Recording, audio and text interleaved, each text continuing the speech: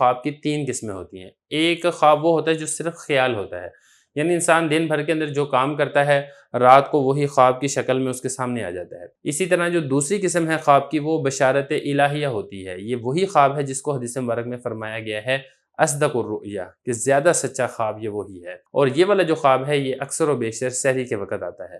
اور جو تیسری قسم کا خواب ہے یہ شیطانی وسوسے کی وجہ سے ہوتا ہے۔ ملا علی قاری رحمہ اللہ تعالیٰ سحری کے وقت خواب کے سچے ہونے کے بارے میں فرماتے ہیں کہ سحری کے وقت کے خواب کے بارے میں جو حدیث مبارک میں ارشاد فرمایا گیا کہ یہ زیادہ سچے ہوتے ہیں، تو اس کی کئی وجوہات ہیں۔